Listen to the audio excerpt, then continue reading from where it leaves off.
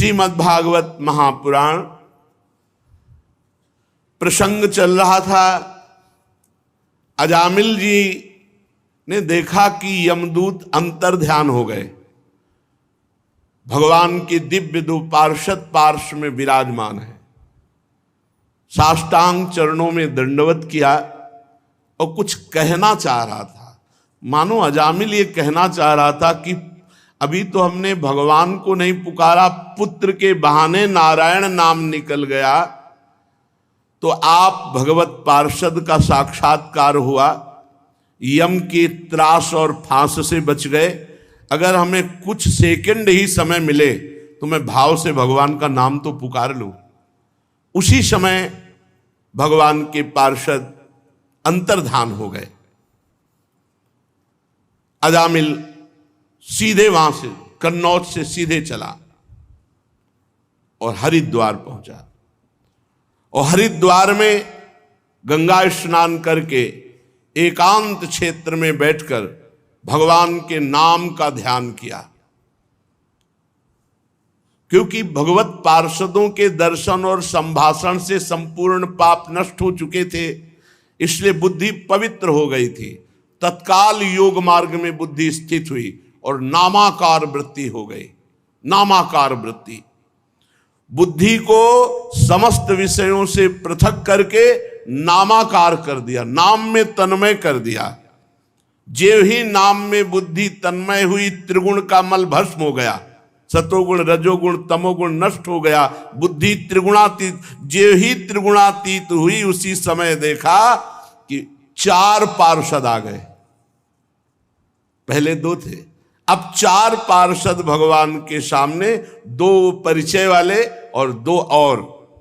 अजामिल साष्टांग दंडोत फिर किया। भगवान के पार्षदों ने कहा, तुम्हें परम पद की प्राप्ति हुई है, तुम नामाकार वृत्ति करना चाहते थे, इसलिए तुम्हें समय दिया। चलो देखो, ये भगवान का विमान आया है, वैकुंठाधिपति भगवान नारायण का विमान। हाथ पकड़ करके अजामिल को विमान पे बैठाला और भगवान के परम धाम में अजामिल जाकर विराजमान। पुत्र के बहाने नारायण पुकारा तो परम धाम परम पद मिला। अब आप विचार कीजिए, वैश्या के संसर्ग से अजामिल के सारे पुण्य नष्ट हो गए थे, नरक में गिरने वाला था, निंदनीय कर्म, पर भगवान के एक नाम उच्चारण मात्र से ऐसा संयोग बना, पार्षद आए, समय मिला, नामाकार वृत्ति की, भगवान की प्राप्ति हो गई। जो लोग इस संसार में दुख से, शोक से, भय से मुक्त होना चाहते हैं, बहुत ध्यान पूर्वक इसको बैठा लीजिए, सार बात है। नातः परम कर्म निबंध कृंतनम मुमुक्षताम तीर्थ पदानुकीर्तनात् नायत पुनः कर्म सुसज्जते मनो रजस्तमोभ्याम कलिलम ततोन्यथा। तीर्थपाद भगवान के नाम का कीर्तन, नाम का जप, इससे बढ़कर कोई साधन नहीं है। जो इस संसार से मुक्त होना चाहता है, दुखों से, शोक से, भय से मुक्त होना चाहता है, उसे एकमात्र भगवान के नाम का कीर्तन, नाम का जप करना चाहिए। नाम का आश्रय लेने से मनुष्य फिर कर्म बंधन के पचड़ों में नहीं पड़ता। जिसने भगवान का नाम ले लिया महान बन जाएगा। और कोई प्रायश्चित ऐसा नहीं जो रजोगुण तमोगुण को नष्ट करके पाप का पूरा नाश कर सके। इतना केवल सामर्थ्य भगवान के नाम में ही है। श्री परमहंस सुखदेव जी महाराज राजा परीक्षित से कहते हैं, ये बड़ा गोपनीय प्रसंग मैंने तुम्हें सुनाया है। या एवं परमम गुह्यमितिहास मघापहम, ये जो चरित्र सुनेगा उसके नाम में प्रीति जरूर होगी, और जिसके नाम में प्रीति हुई और निश्चित परम पद को प्राप्त करेगा। समस्त पापों का नाश करने वाला अत्यंत गोपनीय ये चरित्र हमने सुनाया। जो पुरुष श्रद्धा और भक्ति के साथ इस चरित्र का श्रवण करेगा, कथन करेगा, वो कोई कैसा भी पापी क्यों न हो कभी नरक नहीं जा सकता। यमराज के दूत तो आंख उठाकर भी उसकी ओर नहीं देख सकते। उस पुरुष का जीवन चाहे कितना पापमय रहा हो, जो भगवान नाम उच्चारण करेगा, इस चरित्र को सुनेगा, वो निश्चित वैकुंठ की प्राप्ति करेगा। परीक्षित देखो, अजामिल जैसे पापी ने मृत्यु के समय पुत्र के बहाने नारायण नाम उच्चारण किया तो उसे वैकुंठ की प्राप्ति हो गई। फिर जो श्रद्धा के साथ भगवान नाम जपते हैं उनको क्यों नहीं भगवत प्राप्ति हो जाएगी। अब तो यमराज के दूत जब भगवान यम के पास पहुंचे तो उनको बड़ा आश्चर्य हुआ, क्योंकि दो भगवत पार्षदों ने यमपास काट दी और उनको वहां से विदा किया। एक तरह से यमराज के दूतों का अपमान ही तो हुआ। तो संयमनी पुरी में जाकर के यमराज के दूतों ने हाथ जोड़ करके कहा, यमदूतों ने कहा, कति संति शास्तारो जीव लोकस्य वै प्रभो त्रैविध्यम कुर्वतः कर्म फलाभिव्यक्ति हेतवा। प्रभो, ये दंड देने वाले कितने स्वामी हैं इस विश्व में, क्योंकि अभी तक तो मैं यही मानता था कि आप ही दंड देने वाले स्वामी हैं। संसार के जीव 3 प्रकार के पाप कर्म करते हैं। निषिद्ध, मनमानी, वासना से प्रेरित, इन सबको हम नरक लाते हैं। कोई पुण्य कर्म करता है तो देवलोक जाता है, कोई मिश्रित कर्म करता है पाप पुण्य तो मनुष्य लोक जाता है। हम ये मनमानी वासनाकृत पाप करने वालों को यहां जबरदस्ती लाते हैं और दंड देते हैं। प्रभु, लेकिन दंड देने वाला शासक तो केवल आप ही है। अगर और कोई दंड देने वाला शासक होगा तो फिर व्यवस्था ठीक नहीं बन पाएगी। प्रभु, ये क्या हुआ कि मैं जैसे इस पापी को बांध कर ला रहा था तो 2 देवेश्वर प्रकट हो गए और उन्होंने यमपास काट दिया और हमको डांट लगाई। संसार में कितने नियामक हैं, कितने ईश्वर हैं, कितने स्वामी हैं।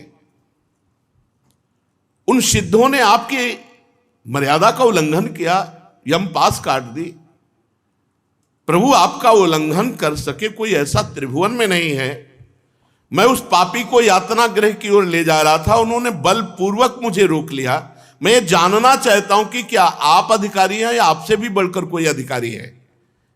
यमराज से यमदूतों ने ऐसा प्रश्न किया। प्रभु, बस उस पापी के मुख से नारायण निकला कि डरो मत ऐसा कहते हुए वो सिद्ध आ गए। वो कौन है? जब देव शिरोमणि प्रजाशासक दंडपाणी भगवान यमराज से यम के दूतों ने ऐसा प्रश्न किया तो यमराज ने कहा, दूतों, तुम तो केवल मुझे ही अपना स्वामी मानते हो, लेकिन मेरे भी स्वामी हैं जो चराचर जगत के स्वामी हैं। ये संपूर्ण जगत सूत में वस्त्र के समान ओतप्रोत है। जैसे पूरे वस्त्र में सूत ही सूत है, ऐसे ही पूरा जगत भगवत स्वरूप ही है। उन्हीं भगवान के अंश से ब्रह्मा जगत का सृजन करते हैं, उन्हीं भगवान के अंश से विष्णु पालन करते हैं, उन्हीं भगवान के अंश से शंकर जी इसका संहार करते हैं। ये उत्पत्ति, स्थिति, प्रलय, ये 3 रूप धारण किए हुए वही भगवान हैं, ब्रह्मा, विष्णु और महेश। और हम सब उसी प्रभु के अधीन हैं। मेरे प्यारे दूतों, वो जगदीश्वर भगवान श्री हरि सबको ऐसे अधीन रखते हैं जैसे किसान नाथ से बांधकर बैल को अधीन रखता है। ऐसे संपूर्ण ब्रह्मांड, संपूर्ण जगत को अपने अधीन भगवान श्री हरि की है। हम सब भयभीत रहते हैं उन्हीं प्रभु से कि कहीं कोई त्रुटि ना हो जाए, कहीं कोई अपराध न बन जाए।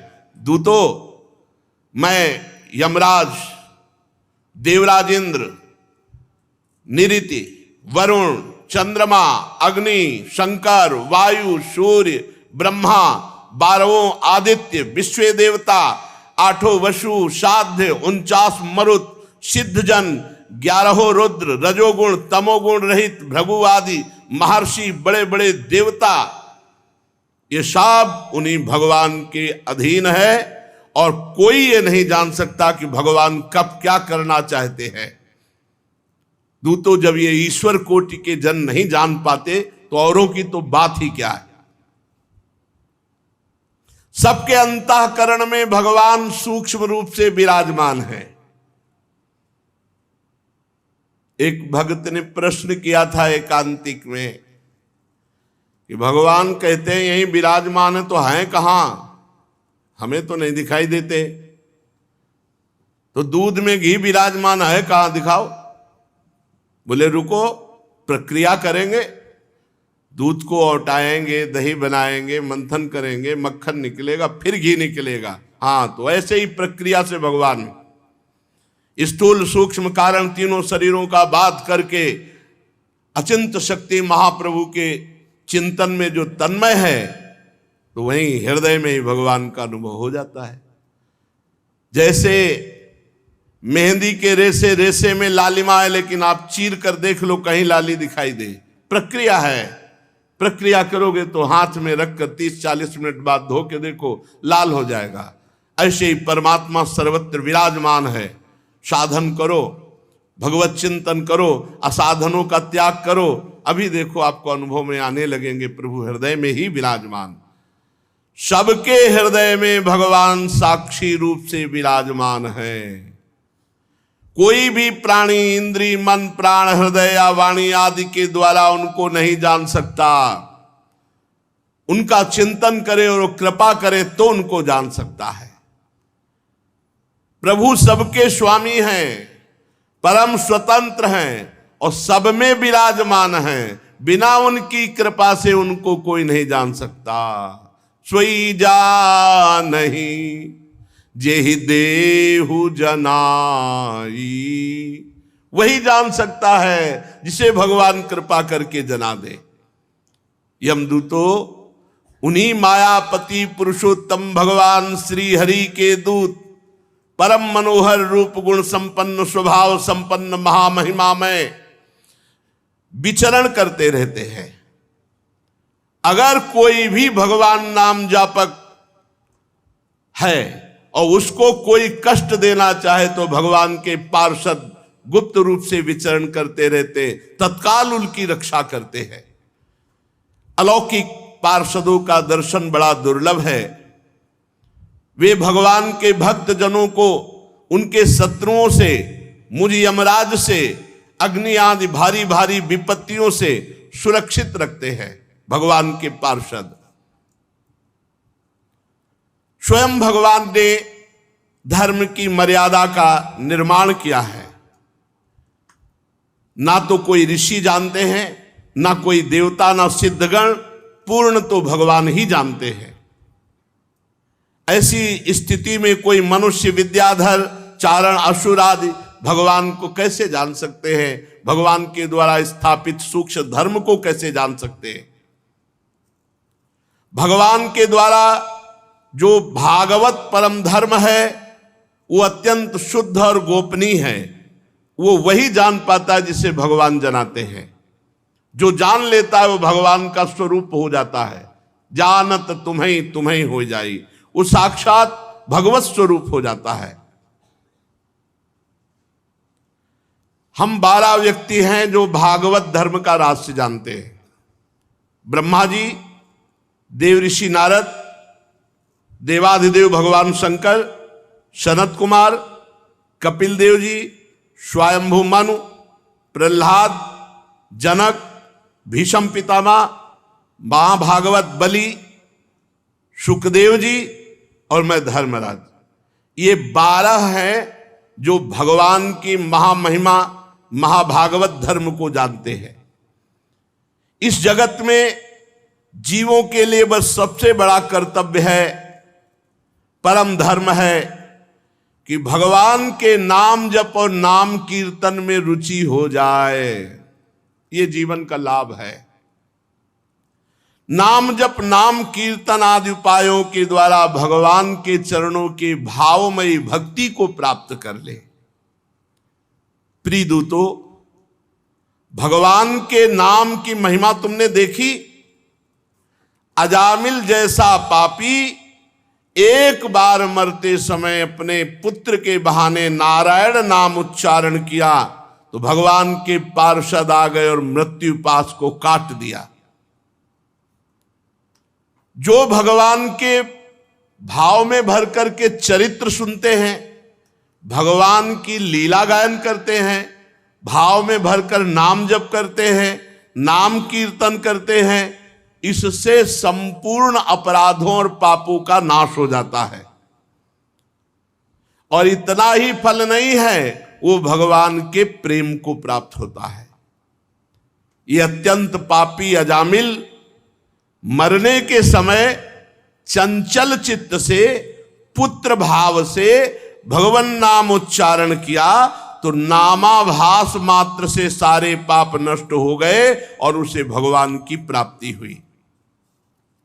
हे दूतों, बड़े बड़े विद्वानों की बुद्धि भगवान की माया से मोहित रहती है, इसीलिए वे भगवान के नाम जप भगवान के नाम कीर्तन में रुचि ना करके कर्मानुष्ठान, जिनका मीठा मीठा फल शास्त्रों में वर्णन है, उसी में मोहित रहते हैं और बड़े बड़े कर्मों का अनुष्ठान करते रहते हैं। वो महामहिम भगवान के नाम में प्रीति नहीं कर पाते। ये देखो कितनी विचित्र भगवान की माया है कि विद्वान होते हुए भी वो भगवान के नाम में प्रीति नहीं कर पाते। भगवान के नाम में प्रीति होना सबसे बड़ा कठिन कार्य है। ये काम कर लिया तो विश्व में कोई भी ऐसा कार्य नहीं जो आप कर ना सके। काम, क्रोध, लोभ, मोह, मद, मत्सर सब पर विजय नाम जापक ही कर पाता है। जितना नाम जप करोगे उतने बलवान होते जाओगे आंतरिक। बड़े खेद की बात है कि सब शास्त्रों का ज्ञान होने पर भी भगवान की माया से मोहित होकर बड़े बड़े सकाम कर्मों का अनुष्ठान करते रहते हैं, भगवान नाम में प्रीति नहीं, भगवान नाम कीर्तन नाम जप में रुचि नहीं। प्रिय दूतों, बुद्धिमान पुरुष को चाहिए अनंत भगवान की महिमा अनंत नाम में छुपी हुई है। अनंत भगवान के नाम, राम कृष्ण हरि कृष्ण, हजारों करोड़ों असंख्यों नाम,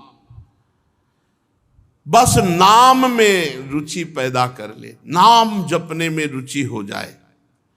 जिसके मुख से भगवान का नाम निकला ते में न दंड मरहंत्यथ यद्यद मीशाम स्यात् पातकम तदपि हन्युरिगायवादा।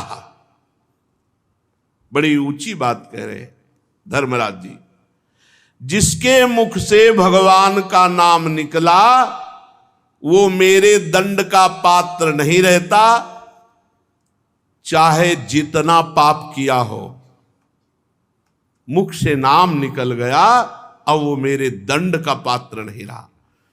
पहली बात तो जो नाम जप करते हैं उनसे पाप होता नहीं है, पर यदि कहीं कदाचित संगवश संयोगवश कोई पाप बन जाए तो जो भगवान का नाम जप करते हैं, नाम कीर्तन करते हैं, उसी से सारे पाप नष्ट हो जाते हैं। जो समदर्शी भगवान को ही अपना साध्य और साधन समझकर भगवान के भरोसे हैं, एक एक शब्द बड़ा गूढ़ है। जो भक्त भगवान को ही अपना साधन मानते हैं और भगवान को ही साध्य मानते हैं और भगवान पर निर्भर है, भगवान के प्रपन्न है, शरणागत है, तो बड़े बड़े देवता, बड़े बड़े सिद्ध उनको नमस्कार करते हैं। उन नाम जापक संतों को नमस्कार बड़े बड़े देवता करते हैं। ते देव सिद्ध परिगीत पवित्र गाथा, ये साधव समुद्रसो भगवत प्रपन्ना, तान्नोपसीदत हरेर्गदयाभिगुप्तान्, नैषाम वयम न च वयः प्रभवाम दंडे। आहा, मेरे दूतों, जो भगवान का नाम जप करते हैं, भगवान को ही अपना साधन और साध्य मानते हैं, भगवान की शरण में है, तो बड़े बड़े सिद्ध देवता, बड़े बड़े सिद्ध ऋषि मुनि उसके यश का गान करते हैं, उसको नमस्कार करते हैं। और भगवान गदा पाणी की, कौमोद की गदा गुप्त रूप से उन भक्तों की रक्षा में रहती है। अये यमदूतो, तुम लोग कभी भूलकर मत फटकना, किसी की सामर्थ्य नहीं, ना मेरी ना और किसी की, कि नाम जापक भक्त को दंड दे सके, इतनी सामर्थ्य तो काल में भी नहीं है। मेरी क्या, नैषाम वयम न च वयः प्रभवाम दंडे, किसी का प्रभाव, किसी की सामर्थ्य नहीं कि नाम जापक को दंड दे सके। इसलिए भूल कर तुम मत जाना, जिनके मुख से नाम निकल रहा है उनके पास। बड़े बड़े परमहंस दिव्य रस के लोभ से संपूर्ण जगत और शरीर आदि से अपनी अहमता ममता हटाकर अकिंचन होकर निरंतर भगवान मुकुंद के पादारविंद का मकरंद रस पान करते रहते हैं। कभी मत फटकना ऐसे के पास, जो भगवान की कथा सुनते हैं, भगवान का नाम जप करते हैं, क्योंकि वहां भगवान की कौमोद की गदा और सुदर्शन चक्र गुप्त रूप से रक्षा करते हैं। इसलिए यमदूतो वहां पास मत फटकना। तुम ऐसे लोगों को लाना जो भगवान की निंदा करने वाले, भगवान के भक्तों की निंदा करने वाले, भगवान नाम उच्चारण ही नहीं करते, भगवान की कथा नहीं सुनते, नरक के दरवाजे घर गृहस्थी के भोगों में और तृष्णा का बोझा ढो रहे हैं, उन्हीं को मार मार करके मेरे पास लाना। ऐसे के पास मत फटकना जो कथा सुनते हैं, नाम जप करते हैं, भगवान की शरण में है, भगवान के आश्रित हैं, ऐसों के पास भूल कर मत जाना। जिनकी जीव कभी भगवान के गुणगान नहीं करती, भगवान का नाम उच्चारण नहीं करती, ऐसों को लाना। जिभ्या न वक्ति भगवत गुण नाम ध्येयम, चेतश्च न स्मरत तच्चरणारविंदम। जो चित्त से कभी भगवान का चिंतन नहीं किए, वाणी से कभी भगवान का नाम कीर्तन नहीं किया, वाणी से कभी भगवान के गुणगान नहीं किए, ऐसों को मेरे पास लाना। जिनका सिर कभी भगवान के भक्त संत महात्मा और भगवान के श्री विग्रह के सामने नहीं झुकता, ऐसे भगवत विमुख पापियों को मेरे पास लाना। आज मेरे दूतों ने भगवान के पार्षदों का अपराध किया तो मानो भगवान का तिरस्कार हुआ, और सेवक का अपराध स्वामी का अपराध माना जाता है। इसलिए हम अपने को अपराधी मानकर भगवान नारायण और भगवान नारायण के पार्षदों से क्षमा मांगते हैं, उनको प्रणाम करते हैं। हम अज्ञानी हैं, ये धर्मराज जी कह रहे, क्योंकि हमारे जनों ने अपराध किया भगवान का, भगवान के पार्षदों का अपराध किया। तो मैं सर पर अंजलि बांध करके बड़ी उत्सुकता के साथ प्रभु को प्रणाम करता हूं कि प्रभु करुणा करे और हमारे अपराध को क्षमा करे। महामहान्वित भगवान के लिए योग्य है कि वे मुझ दास के अपराध को क्षमा करे। सर्वांतर्यामी एक रस अनंत प्रभु को मैं बार बार नमस्कार करता हूं। सुखदेव जी कहते हैं, परीक्षित इसलिए तुम ऐसा समझ लो कि बड़े से बड़े पापों का सर्वोत्तम अंतिम पाप वासनाओं का निर्मूल करने वाला प्रायश्चित है केवल भगवान का नाम। जितना भगवान नाम कीर्तन, भगवत गुण लीला गायन श्रवण, इससे बढ़कर कोई भी साधन नहीं पाप के नष्ट करने का और भगवत प्राप्ति का, भगवत प्रेम प्राप्ति का। जो लोग बार बार भगवान के उदार गुण, कृपापूर्ण चरित्रों का गायन करते हैं और खूब ध्यान मन लगाकर कथा सुनते हैं, नाम कीर्तन करते हैं, उनकी जैसी आत्मशुद्धि होती है वैसी किसी बड़े बड़े व्रतों का अनुष्ठान, बड़े बड़े तीर्थयाटन, बड़े बड़े संयम नियम करने वालों की भी वैसी शुद्धि नहीं होती। तस्मात् संकीर्तनम विष्णुर जगन मंगल मंहसाम महतामपि कौरव्य विद्धे कांतिक निष्कृतिम शृण्वताम गृणताम वीर्या युद्धामानि हरिर्मुहु यथा सुजातया भक्त्या शुद्धिन्नात्मा व्रतादिभि। बड़े बड़े व्रतों का अनुष्ठान करने से जो लाभ नहीं मिलता, बड़े बड़े तीर्थयाटन करने से जो लाभ नहीं मिलता, वो शरणताम गृणताम, जो भगवान नाम सुनते हैं, भगवान नाम कीर्तन करते हैं, उनको जैसी शुद्धि होती है वैसी किसी अन्य साधन से नहीं। जो मनुष्य भगवान श्री कृष्णचंद्र जी के चरणारविंद का दासत्व स्वीकार करके खूब नाम जप नाम कीर्तन करता है, वो इस महान माया के आपातरम्य दुखद विषयों से बैरागी बन जाता है। ब्रह्मादिक के भोग सब विषम लागत ताई, नारायण ब्रजचंद की लगन लगी है जाए। कृष्णांग ही पद्म मधुलिन पुनर्विशिष्ट माया गुणेशु रमते वृजना वहेशु। जो भगवान के चरण के आश्रित हैं, भगवान के चरण कमलों के जो भ्रमर बने हुए हैं, जो नाम कीर्तन करते हैं, नाम जप करते हैं, उनको माया का ये दुखद विषय आकर्षण नहीं होता।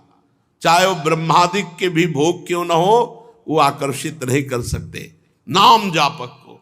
समझो, ये कहते हैं हम चाहते नहीं है पर हमारा मन विषयों में जाता है और ऐसा नाम जप नहीं, इसलिए नाम जप बढ़ाइए। देखिए यहाँ कह रहे हैं कि जो संपूर्ण लोक लोकांतरों के भोग हैं वो कृष्ण चरणारविंद के दासत्व से युक्त हृदय वाले को, जिनका नाम जप चल रहा है, नाम कीर्तन, कभी नहीं घसीट सकते। नाम जप नहीं है, वही कमजोरी हमारी हमें भोगों में ले जा रही है। कामनाओं के समय आप नाम जप क्यों नहीं कर रहे थे जब कामना उत्पन्न हो रही थी? अगर नाम जप नहीं होगा तो बुद्धि का हरण हो जाएगा, बुद्धि में पानी फेर देगी माया और आप वही कर बैठेंगे जो नहीं करना चाहिए। इसलिए बुद्धि को शुद्ध रखने के लिए, पापों का मार्जन करने के लिए अन्य कोई प्रायश्चित कर्म की जरूरत नहीं।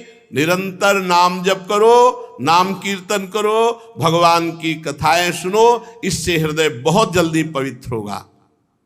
परीक्षित, जब यमदूतों ने अपने स्वामी धर्मराज के मुख से इस प्रकार भगवान की महिमा सुनी तो भूमि पर मस्तक रखकर भगवान के पार्षदों और भगवान को प्रणाम किया और उनके आश्चर्य की सीमा न रही कि जीवन भर पाप करने वाला एकमात्र भगवान के नाम का उच्चारण करके ऐसी महिमा युक्त परम पद को प्राप्त हुआ। उस दिन से यमदूतों में बात फैल गई कि किसी भी नाम जापक की तरफ आंख उठाकर भी कोई यमदूत न देखे। पूरे यमपुरी में यमदूतों में बात फैल गई, नाम जापक के ऊपर आंख उठाकर भी कोई यमदूत न देखे। प्रिय परीक्षित, इतिहास मिमं गुह्यं भगवान कुंभ संभव कथयामास मलय आसीनो हरिमर्चयन। ये इतिहास परम गोपनीय अत्यंत रहस्यमय है। मलय पर्वत पर विराजमान भगवान अगस्त्य जी ने श्री हरि की पूजा करते समय मुझे ये सुनाया था, जो ये सुनेगा उसकी नाम में रति हो जाएगी, और नाम में रति हुई तो भगवान में रति हो जाएगी। राजा परीक्षित जी ने पूछा, आपने संक्षेप में तीसरे स्कंद में इस बात का वर्णन किया था कि स्वयंभू मनवंतर में देवता, असुर, मनुष्य, सर्प, पशु, पक्षी आदि की सृष्टि कैसे हुई। प्रभु, मैं थोड़ा और विस्तार से जानना चाहता हूं। श्री सुखदेव जी ने कहा, राजा प्राचीन वर्ग के 10 पुत्र, जिनका नाम प्रचेता था, पीछे आपने सुना, और वो समुद्र में खड़े होकर भगवान शंकर के द्वारा बताए हुए रुद्र गीत से आराधना कर रहे थे। 10,000 वर्ष तक समुद्र में खड़े होकर उस मंत्र का जप करते हुए आराधना की। तो जब बाहर निकले तो देखा वृक्ष ही वृक्ष, कहीं ऐसी जगह नहीं जहां वृक्ष ना हो। तो उनको वृक्षों पर बड़ा क्रोध आया, प्रचेतागणों को, और उन्होंने अपने तपोबल से क्रोधाग्नि प्रकट करके वृक्षों में आग लगा दी। वायु और अग्नि का संकल्प किया तो वायु और अग्नि वृक्षों को भस्म करने लगी। हर बात में कोई न कोई रहस्य होता है। ये भगवान की आराधना करके निकले, भगवान का साक्षात्कार हुआ, अचानक इनको क्रोध आ गया। इसमें भी भगवान की इच्छा है। उर्पेरक रघुवंश विभूषण, प्रचेताओं के संकल्प से वायु और अग्नि का जे भी संकल्प किया, संपूर्ण वृक्षों में आग लग गई। तो वृक्षों के राजाधिराज हैं चंद्रमा। तत्काल चंद्रमा वृक्षों से कहा कि जो हमारे द्वारा पालन की हुई कन्या है वो इनको प्रदान कर दो, इनका क्रोध शांत हो जाएगा। चराचर जगत का पालन पोषण भगवान चंद्रमा से होता है। ये अमृतमय है। ये संपूर्ण प्राणियों के लिए जिसका जो आहार है इन्हीं की किरणों से पुष्ट होता है। जैसे मनुष्यों का धान, गेहूं, अन्न आदि, ऐसे घास, तृणादि, ऐसे फल, पुष्प आदि, ये सब भगवान चंद्रदेव से पुष्ट होता है। प्रचेताओं से कहा कि आप लोग क्रोध न करें, आप वृक्षों पर क्रोध न करें।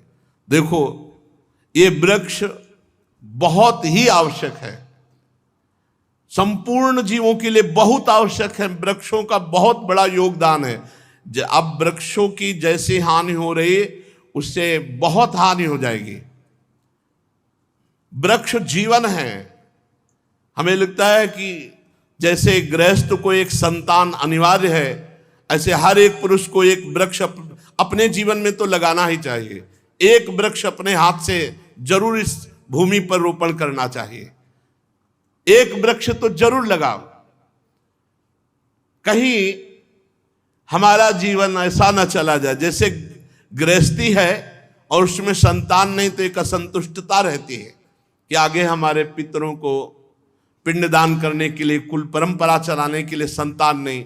तो चलो एक उपाय है, भगवान की शरण में होकर भगवान को अपना मानकर तो कुल परंपरा भी तर जाएगी और तुम्हारा भी कल्याण हो जाएगा। पर एक वृक्ष रूपी पुत्र सब कोई प्रकट कर सकता है।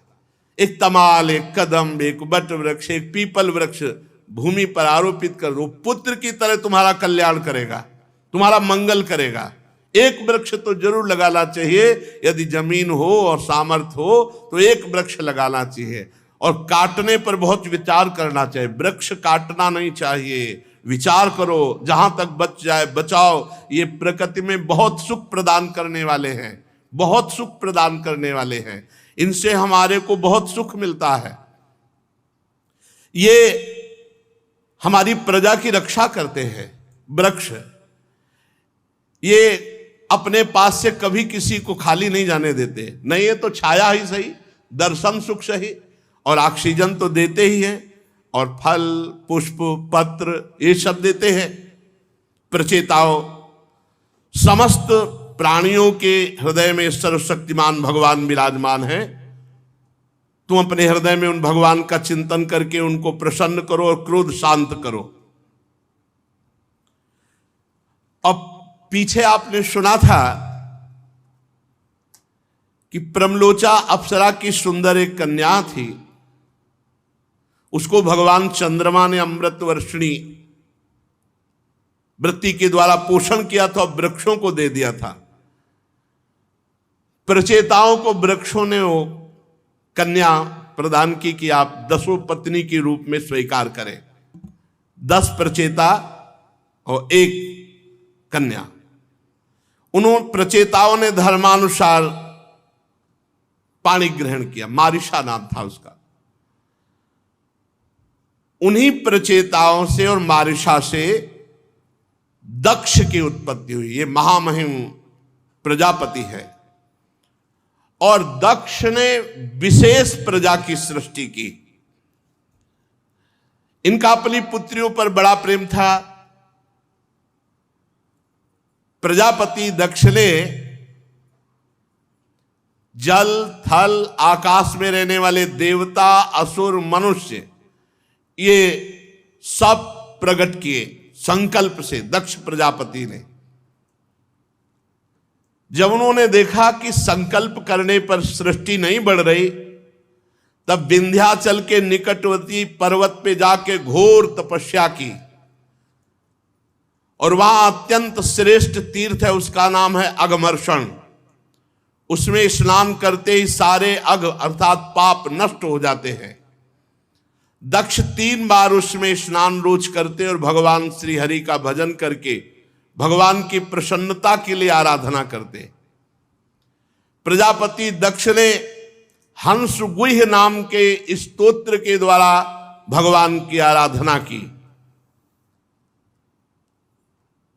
स्तुति की। हे भगवान, आपकी केवल अनुभूति ही की जा सकती है। भगवान आनंदमय है, आपकी चित्त शक्ति अमोघ है, आप जीव और प्रकृति दोनों से परे हैं और दोनों के नियंता हैं और दोनों को स्फूर्ति प्रदान करते हैं। किसी भी प्रमाण की आप तक पहुंच नहीं है, आप किसी की अवधि नहीं है, आपकी कोई सीमा नहीं है, आप स्वयं प्रकाश है, आप परमात्मा हैं, आपको नमस्कार है। इस शरीर में एक ही जगह 2 वास कर रहे हैं, ईश्वर और जीव। दोनों एक दूसरे के सखा हैं,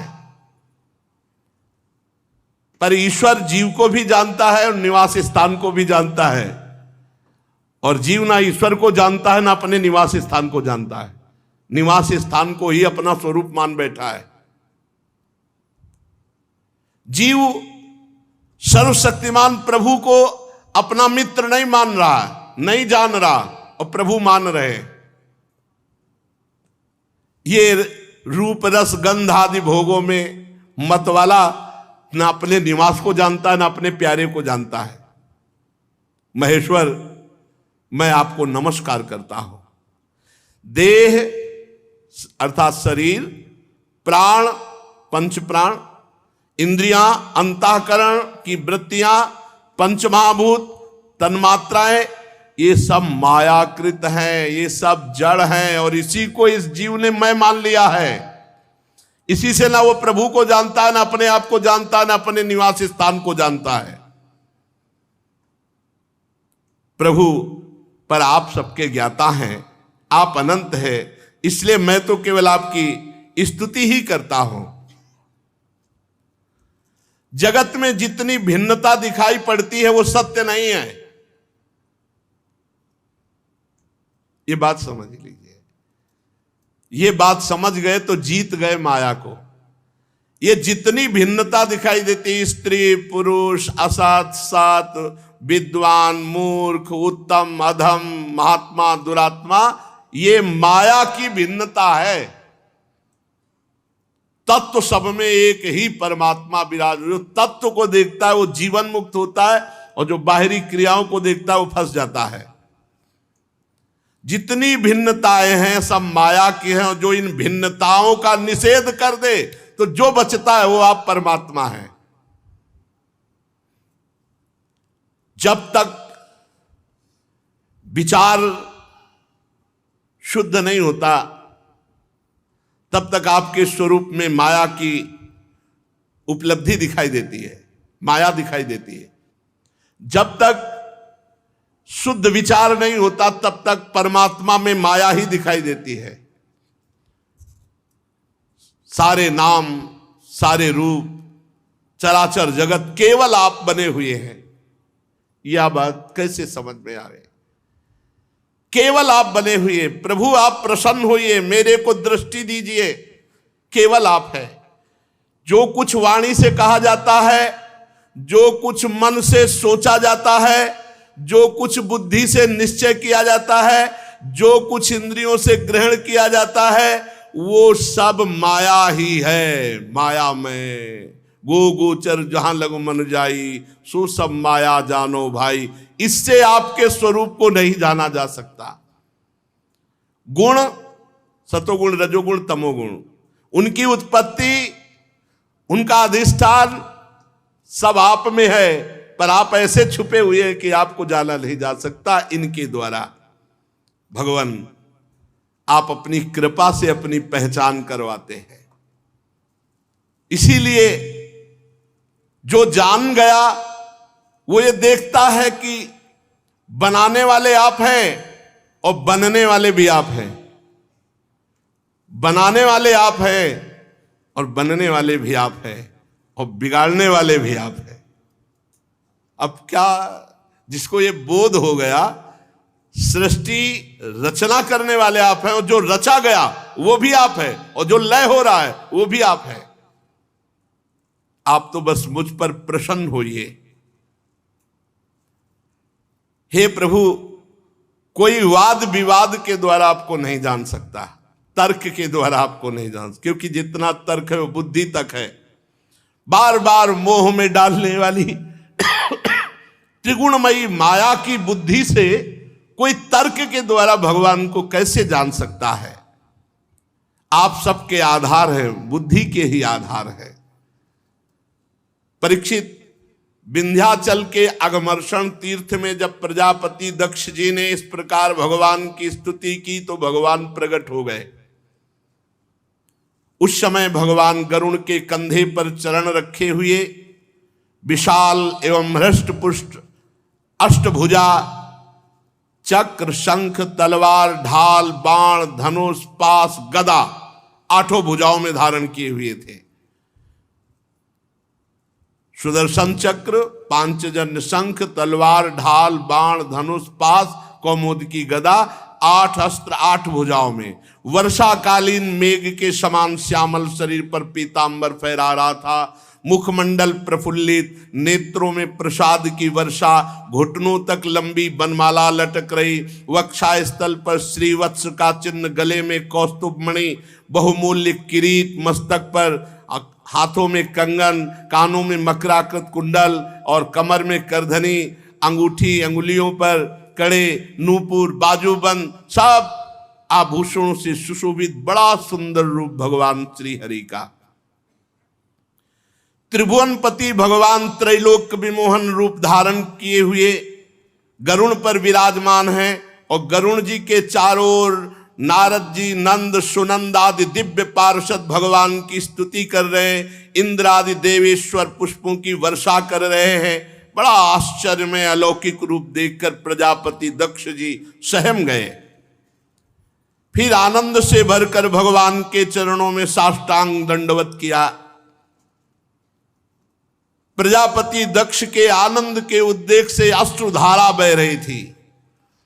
नम्रता से झुककर भगवान के सामने खड़े हुए। भगवान सबके हृदय की बात जानते ही हैं। भगवान ने प्रजापति दक्ष से प्रजावृद्धि की कामना देखकर उनसे कहा, भगवान ने कहा, परम भाग्यवान दक्ष, तुम्हारा मंत्र और तपस्या सिद्ध हुई।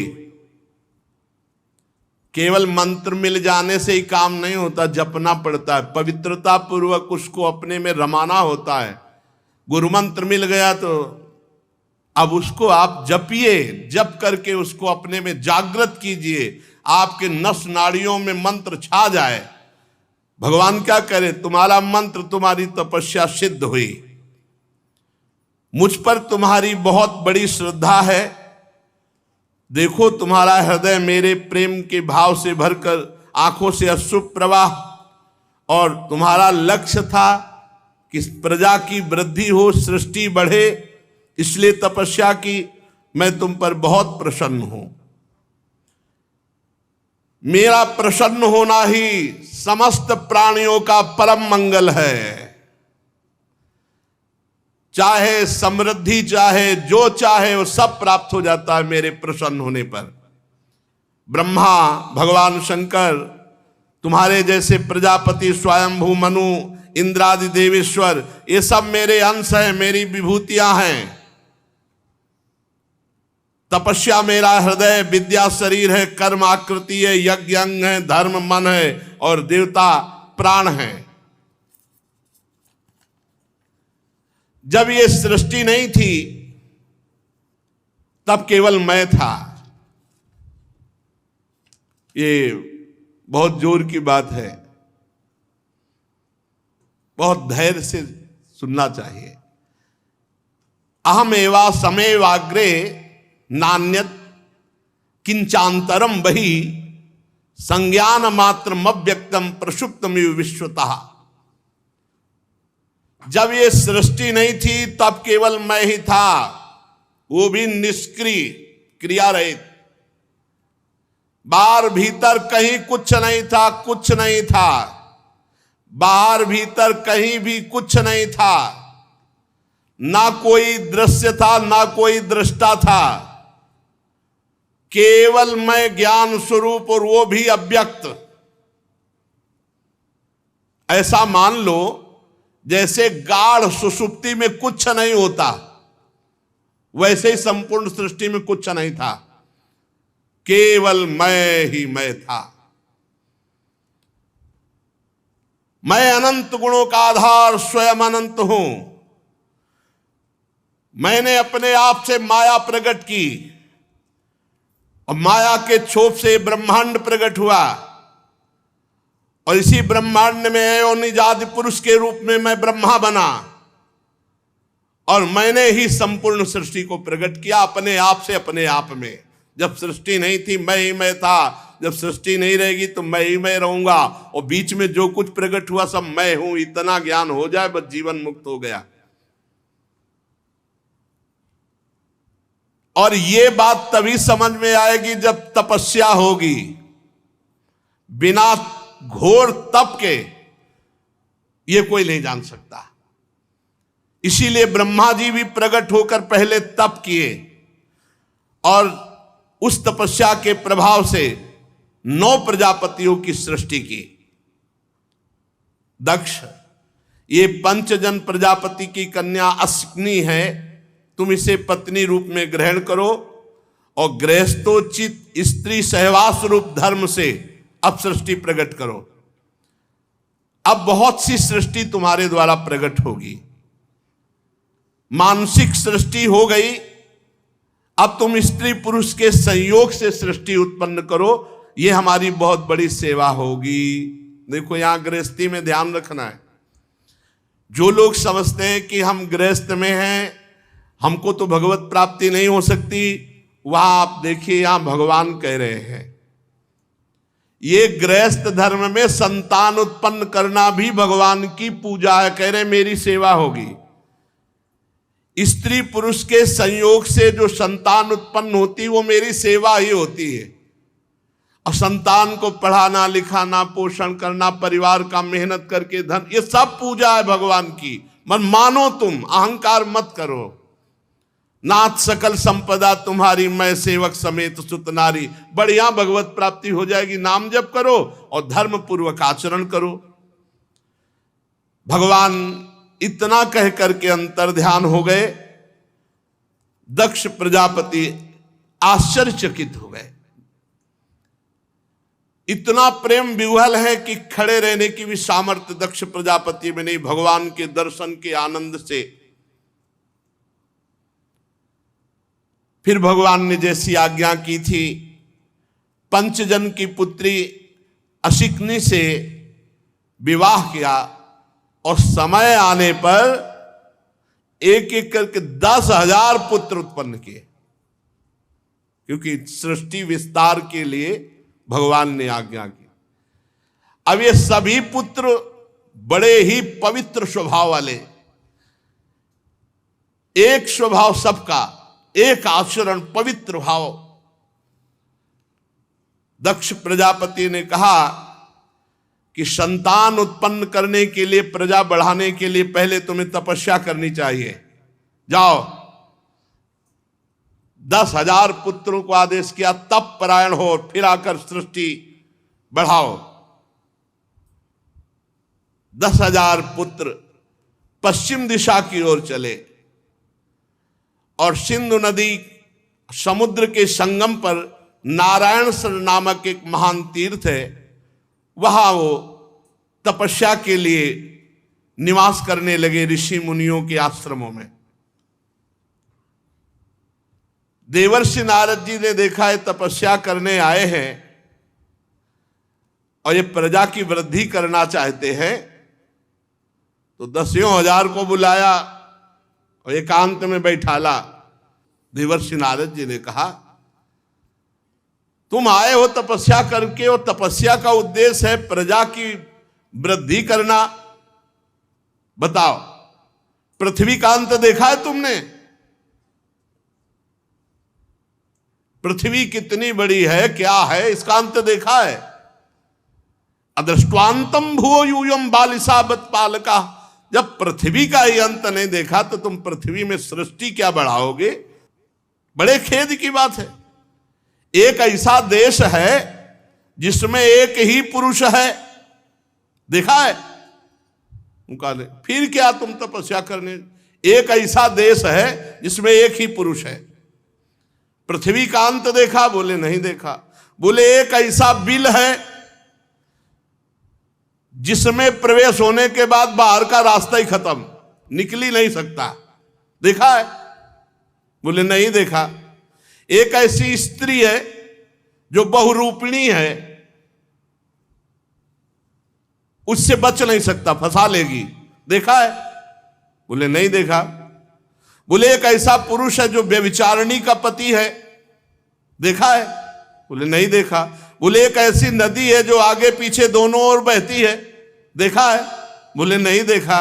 बोले एक ऐसा विचित्र घर है जिसमें 25 पदार्थ भरे रहते हैं, 25 पदार्थों से बना है, देखा है? बोले नहीं।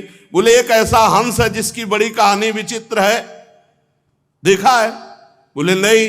बोले एक ऐसा चक्र है जो छुरे एवं वज्र से भी कठोर है और वो घूमता रहता, सबको काटता रहता है, देखा है? बोले नहीं। तो बोले मूर्ख हो, फिर क्या देखा है तुमने, क्या समझा है तुमने? तुम्हारे पिता तुम्हें जो आदेश किए हैं उसके अनुसार सृष्टि तभी कर सकोगे जब हमारे प्रश्नों को समझ पाओगे। परीक्षित हर्यश्व जन्म से बड़े बुद्धिमान थे। देवर्षि नारद जी को गुरु बनाया और उनके गूढ़ वचनों पर सब विचार करने लगे।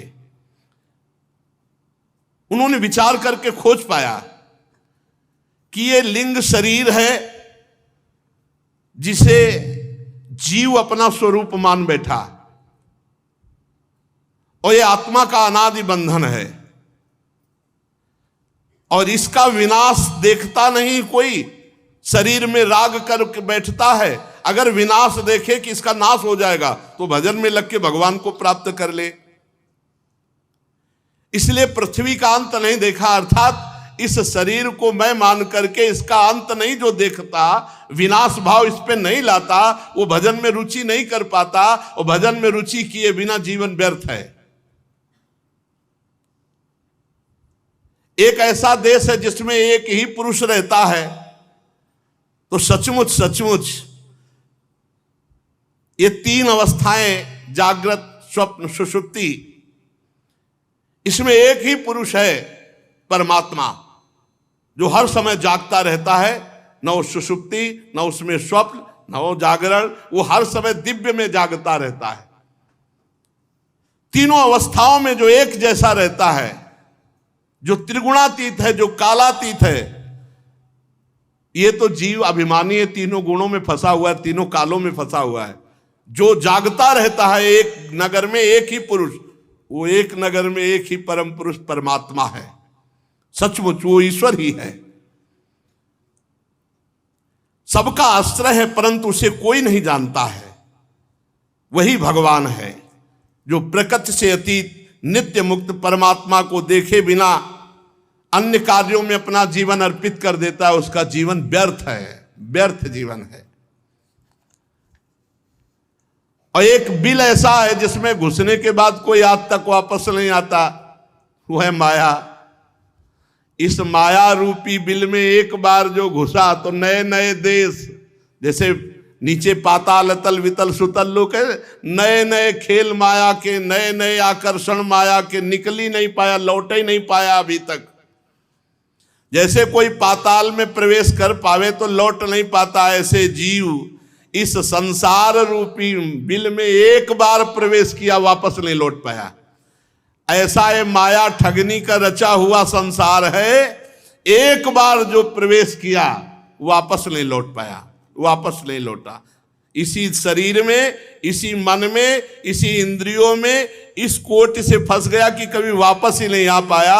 वो नारद जी ने जो कहा एक बिल है जिसमें प्रवेश करने के बाद वापस नहीं आया। वापस आने का मतलब अपने स्वरूप में स्थित हो जाना नहीं, बस वही स्त्री पुत्र परिवार राग धन मकान, इसी में सत्य मानकर फंस गया। एक स्त्री है जो बहुरूपिणी सबको फंसा लेती है, यही त्रिगुणात्मिका माया। कोई ऐसा नहीं है जिसको ये फंसा न ले। शिव विरंचिका मोहे को है बपुरान, अस जिय जान भजी मायापति भगवान। ज्ञानी नाम चेतांश देवी भगवती ही सा।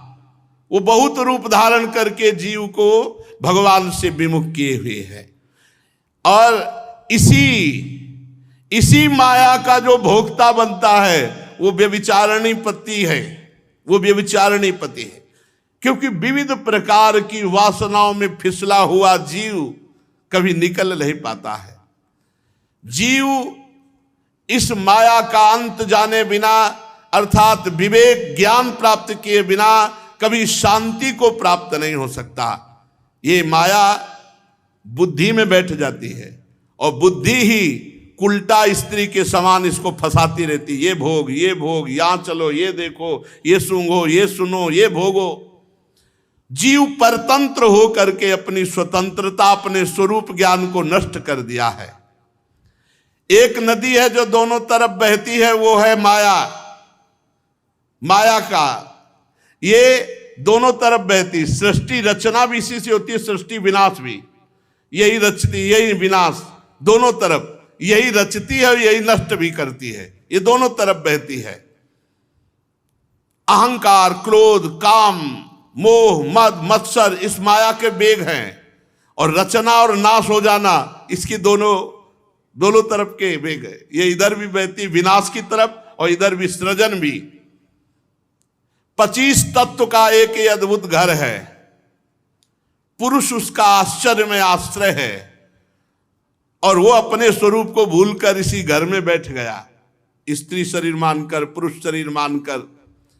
भगवान का स्वरूप ये हंस है जीव, ये हंस अपने को भूल करके जीव भाव में आकर के दुर्गति को प्राप्त हो गया। एक चक्र है, वो काल चक्र, जो सबका नाश करता है, हर समय घूमता रहता है, सारे जगत को नष्ट करता रहता है। किसी की रोकने की सामर्थ्य नहीं इस काल चक्र को।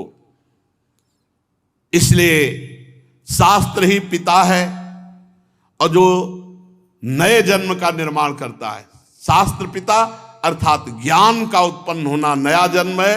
इसी जन्म से हमारा परम मंगल होगा। ज्ञान नहीं हुआ तो मरा हुआ व्यक्ति समझो। जिसके हृदय में ज्ञान नहीं तो बस गलत आचरण होते हुए दुर्गति को प्राप्त होता है। 10,000 ने नारद जी की परिक्रमा की, प्रणाम किया और कहा आज से हम सब सन्यासी। लौट के नहीं जाएंगे दक्ष के पास। अब भजन करेंगे, जान लिया आपने जो इशारा किया। और सब मोक्ष पथ के पथिक बन गए 10,000 पुत्र। और बड़ी तपस्या करके भगवान से वरदान मांग के पुत्र प्राप्त किए थे कि सृष्टि बढ़ेगी।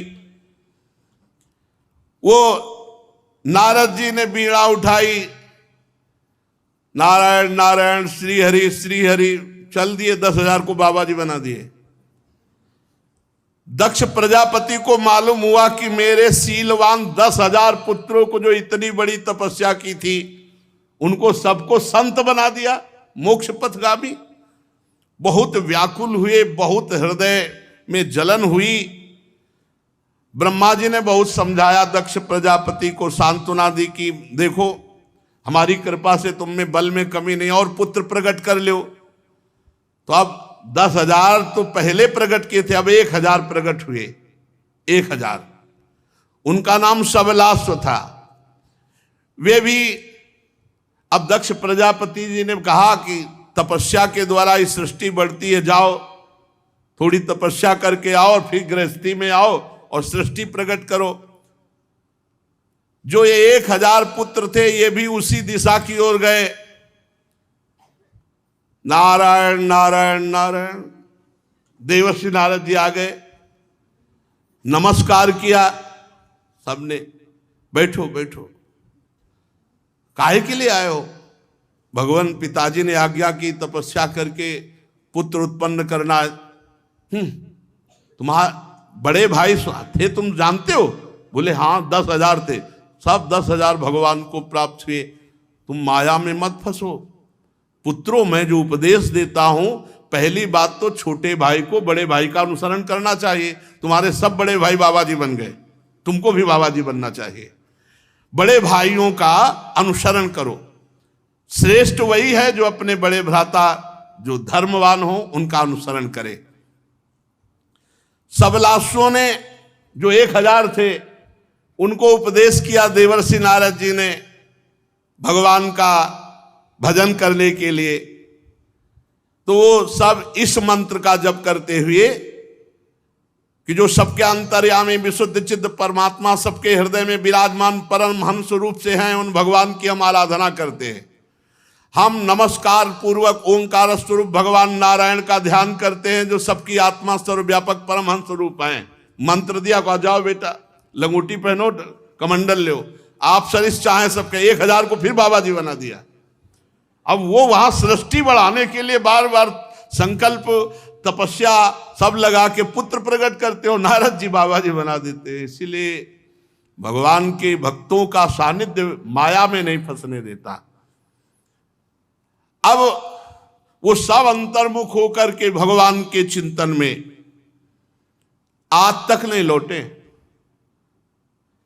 दक्ष प्रजापति को सूचना मिली कि 10,000 जिस मार्ग में गए थे, 1,000 को और बाबा जी बना दिया नारद जी ने। अब इतने व्याकुल हुए और नारद जी के प्रति बहुत क्रोध आया और कहा चौपट कर दिया सारी तपस्या, हमारी तपस्या से पैदा किए थे। उन्होंने इतना शोक हुआ कि परम निर्मल महाभागवत नारद जी पर क्रोध के कारण ओर फड़कने लगे और संयोग वसात देवर्षि नारद जी उसी बीच में पहुंच गए। कैसे हो दक्ष प्रजापति? जैसे कोई न मान लो घाव करके नमक डाल दे।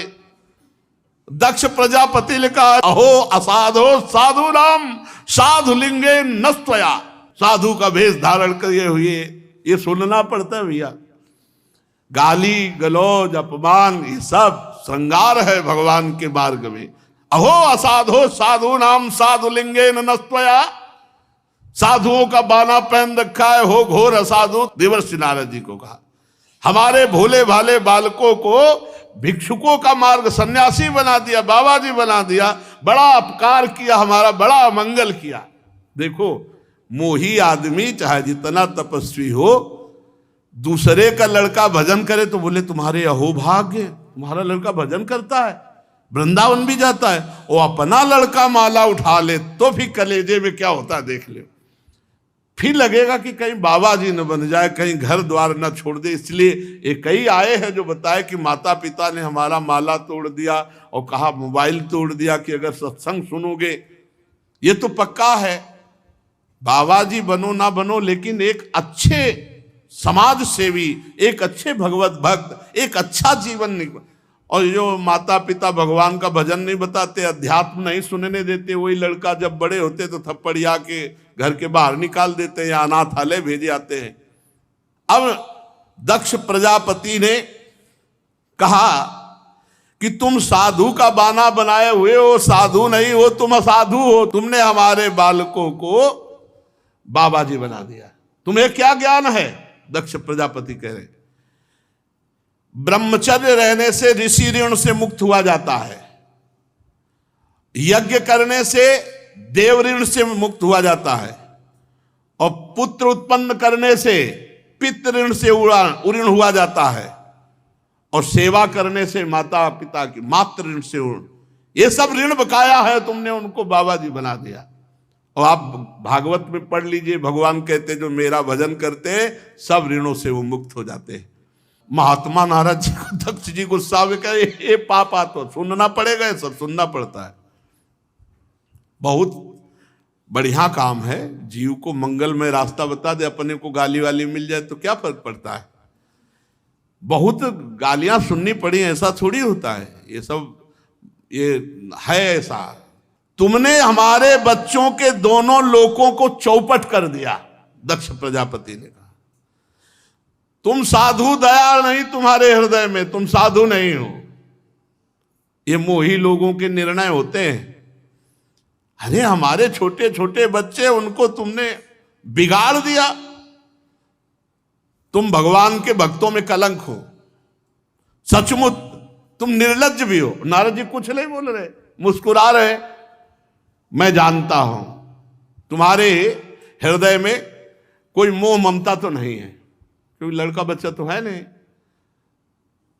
तुम क्या जानो परिवार का प्रेम, हमारे पुत्रों को जो बाबा, क्या जानो परिवार का प्रेम। ठीक बात है, क्या जाने परिवार, लेकिन तुम नहीं जानते हो प्रेम किसे कहते हैं। तुम मोह से ग्रसित हो, इसलिए प्रेम को नहीं जानते हो। सच्चा प्रेम तो महात्मा ही करते हैं, जो भगवान के प्रेमी जन होते हैं, जन्म जन्म की बिगड़ी बना देते हैं। देखो माता पिता किस बात में सुखी होते हैं, अच्छा खवा दिया, अच्छा कपड़ा लत्ता, खूब डट के सो जाओ, जगाएंगे नहीं, माता पिता नहीं जगाएंगे। खूब अच्छे से सो जाओ, खाओ पियो, पढ़ो लिखो, रुपया कमाओ, बढ़िया दुल्हन लाओ, बढ़िया दूल्हा मिले, बस इतना ही है। इनके प्रेम का उद्देश्य इतना ही है। और अगर कहीं किसी संत महात्मा का कृपा प्रसाद प्राप्त हुआ तो वहीं रहते हुए अपने चित्त को भगवान में स्थित किया, या इतना प्रबल तीव्र वैराग्य जागृत कर दिया कि संपूर्ण संसार से अनंत जन्मों की बिगड़ी मिटा करके और भगवान की प्राप्ति, जन्म मरण के बंधन से मुक्त। झूठ मूठ वैराग्य का स्वांग भरा दिया हमारे बच्चों को, बहुत कड़ुआ बोल रहे और ज्ञान की बातें भी कह रहे हैं। नारद विषय भोग का अनुभव किए हुए जब वैराग्य लिया जाता है तो सच्चा वैराग्य होता है, और जिसने विषय भोग ही नहीं किया उनको वैराग्य बना दिया, उनका बीच में मन बिगड़ेगा। तो यह है विषयी पुरुष का तर्क। और रामकृष्ण परमहंस जी ने क्या कहा, कोरी मटकी में बहुत बढ़िया दही जमता है, जिसने कभी विषय भोगा ही नहीं तो चदरिया जैसी की तैसी धरी दीनी झीनी रे झीनी। क्या उस महापुरुष का जीवन जिसने कभी विषय संयोग ही नहीं किया, बलिहार है उसके चरणों में। क्या जाने विषयी पुरुष उस मार्ग को जिसने कभी विषय का संयोग ही नहीं किया, आजीवन भगवान के लिए अपने शरीर को वस्त्र की तरह पवित्र रखकर भगवान के चरणों में वापस कर दिया। सातरति सातरति सा लोकांतारयति, जाओ मैं तुम्हें साप देता हूं। दक्ष प्रजापति भजनानंदी हैं, भगवान का भजन किए, लेकिन मोह से ग्रसित है। और देवर्षि नारद जी, नारद सिख जे सुनहि नर नारी, अवसि भवन तजी हो ही भिखारी। आप सरिस चाहें सब कीन्हा, सबको भगवत भक्त। जाओ मैं श्राप देता हूं, तुम कहीं ठहर नहीं सकते बहुत समय तक, 2 घड़ी से ज्यादा नहीं टिक सकते, कहीं पूरे जीवन जाओ भटकते रहोगे, 2 घड़ी से ज्यादा नहीं, 48 मिनट से ज्यादा नहीं। नारद जी ने कहा 48 मिनट में तो हम काम कर देंगे, 48 मिनट का हमें मिल गया तो इतने में तो हम 10,000 और 1,000 सबको भगवान का भक्त सन्यासी बना दिया। श्री सुखदेव जी कहते परीक्षित, ये महान संत शिरोमणि देवर्षि नारद जी ने है, नारद जी ने हाथ जोड़कर कहा तुम्हारा साफ स्वीकार है, ये इसी को साधुता कहते हैं। एतावान साधुवादो ही तितिक्षेतेश्वरा स्वयं, यही साधुता है कि दूसरों का मंगल करके स्वयं साफ स्वीकार कर लिया। प्रजापति दक्ष ने नारद जी को शाप दे दिया, पर नारद जी को गुस्सा नहीं आया, मुस्कुराते रहे और हाथ जोड़कर कहा आपके शाप को सिर पर स्वीकार करते। शेष चर्चा आगे। श्याधा वल्लभ लाल की।